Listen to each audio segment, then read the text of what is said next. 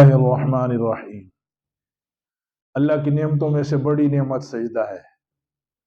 سجدہ ایک عظیم الشان نعمت ہے۔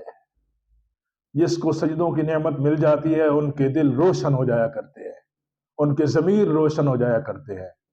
ارے سجدوں کی نعمت سے تو قبر بھی روشن ہو جاتی ہے۔ یہ ایسی عظیم الشان نعمت ہے کہ جو آدمی نماز کا اہتمام کرے، یہ نماز جو ہے قبر کے اندر وکیل بن کے آ جاتی ہے کہ اللہ کریم اس نے مجھے اچھی طرح ادا کیا، یہ وضو اچھا کرتا تھا، یہ مجھے پڑھتا اچھی طرح تھا، میں اس کی وکیل ہوں، اس سے سوال نہ کر، مجھ سے سوال کر۔ تو یہ عظیم نعمت، ہم سجدوں والی نعمت سے تو محروم ہوتے جا رہے ہیں۔ اکثر تھوڑی سی بات کے پیچھے ہم نماز چھوڑ دیتے ہیں۔ اللہ کے عظیم الشان نعمت یہ عبادت ہے کہ جو آدمی اس کو کرتا ہے یہ دعا دیتی ہوئی آسمانوں کی طرف جاتی ہے، اللہ کی بارگاہ میں کہتی ہے حفظک اللہ، اللہ اس کی حفاظت کر دے، کما حفظتنی، جیسے اس نے میری حفاظت کی ہے، جیسے اس نے مجھے بنا کے سنوار کے اچھی طرح رکوع کیا اور اچھی طرح سجدہ کیا، اچھی طرح قومہ کیا، اچھی طرح قیام کیا، اے اللہ تو بھی اس کی حفاظت کر دے۔ جو نماز کو چھوڑ دیتے ہیں، پڑھتے نہیں، نماز چھوڑ دینا مسلمان سے تو یہ ہو ہی نہیں سکتا۔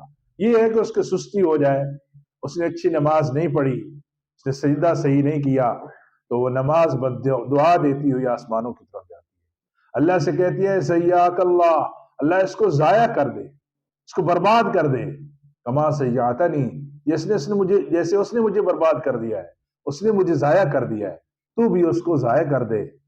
اور پھر وہ نماز جو اچھی طرح نہ پڑھی جائے وہ تو پرانے کپڑے کی طرح لپیٹ کر نمازی کے منہ پر مار دی جاتی ہے۔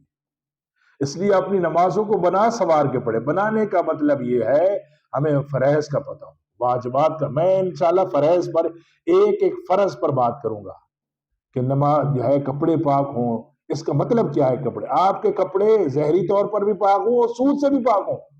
آپ کے کپڑے ہیں وہ حرام کے پیسے سے پاک ہوں۔ اگر آپ نے سود کا لباس پہنا ہوا ہے تو ایسے ہے جیسے آپ نے جو ہے وہ ناپاک کپڑے پہنے ہوئے، آپ نے حرام کمائی اور رشوت کی کمائی سے آپ نے لباس پہنا اللہ کے دربار میں، گویا آپ نے نماز کا ایک فرض چھوڑ دیا ہے۔ اور میں یہ بات کہہ دوں تو یہ غلط نہ ہوگا کہ آپ نے اگر نماز کا ایک بھی فرض چھوڑ دیا تو آپ کی ساری نماز نہیں ہوگی۔ اس لیے لباس کا پاک ہونا بہت ضروری ہے کہ ظاہری طور پر بھی پاک ہو اور باطنی طور پر بھی لباس پاک ہو، کہ حلال کی کمائی سے آپ کا لباس ہو۔